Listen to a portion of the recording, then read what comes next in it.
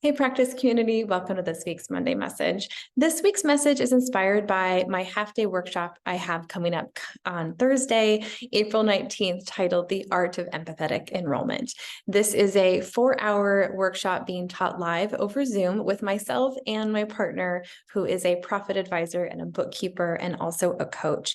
And it is a process that we have been co-facilitating for the last, I want to say 3 or 4 years now. It's a pretty comprehensive class that will support you in increasing your enrollments for one-to-one clients, small groups, workshops, even retreats and things of that nature. So if you're having some of that struggle bus experience in enrolling new clients, if you're currently facilitating 15 to 30-minute discovery calls or consultations and you're not having, I would say a high level of success would be 40, 50, 60% conversion, then I highly encourage you to check out this workshop. Workshops are on a sliding scale, so please take a look at the details to find where you fit into that scale. And no questions asked, whatever you decide to invest, we trust your choice. So this week's message is inspiration from that class. One of my favorite parts of the class is where we teach on not overcoming objections in an enrollment conversation. This is a bit contrarian, as there is so much information out in the marketplace today about overcoming objections, but we discourage that. And I want to share today a few reasons why I personally don't believe in overcoming objections in a sales or enrollment conversation. The most common objections are the flat out, I don't know. So that can be really ambiguous. What do we do with an I don't know? Another one might be I need to talk to fill in the blank, partner, a friend, a spouse, a colleague. Another one we hear often is I will be more ready sometime in the future. Reach out to me in the fall, reach out to me in a month. So those are the 3 that we hear the most. There are more than that objections. First of all, they're not objections. They're not objecting you. They're not objecting the program. Let's strip that language altogether. What they're doing, what a potential client is doing, is telling you all the reasoning, the challenge, the resistance that has purpose that is currently between you and them and enrolling in your programs or offers. And the beautiful thing about these objections, I'll put them in quotations, is they're packed full of really good information. The first thing that an objection is informing you of is the problem that we have yet to solve, that if we solved, we might have a high probability of serving or working with that client in a more regular basis.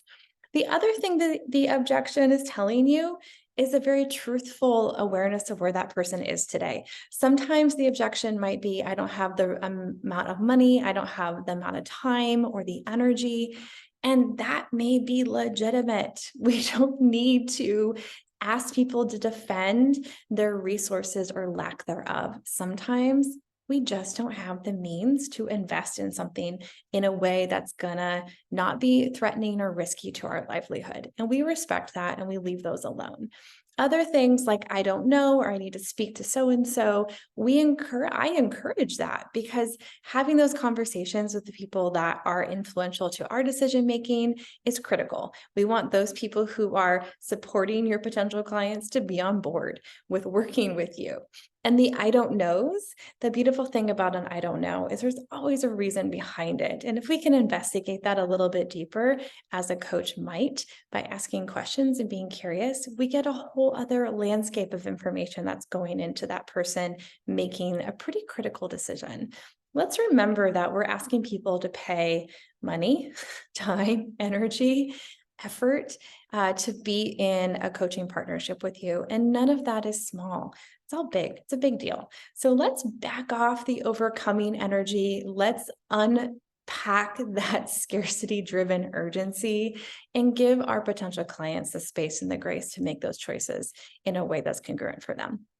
So in Thursday's workshop, we go over how to actually do that, how to have those conversations, because letting someone off the phone with okay, great, follow up when you're ready also doesn't work. So we can't have too much ambiguity and we can't have too much manufactured urgency. What's the sweet spot? So in that workshop, we do go over that in quite a lot of detail. All right, y'all. I hope that is supportive to the enrollment conversations you're having. If you've ever found yourself feeling a bit crunchy about that advice to overcome those pesky objections, I hope that this is supportive to you in your process. All right. Happy Monday, y'all. Happy April. I hope you're having a good time here in the community and in your practice, wherever that might be. And I'll see you next week. Take care. Bye.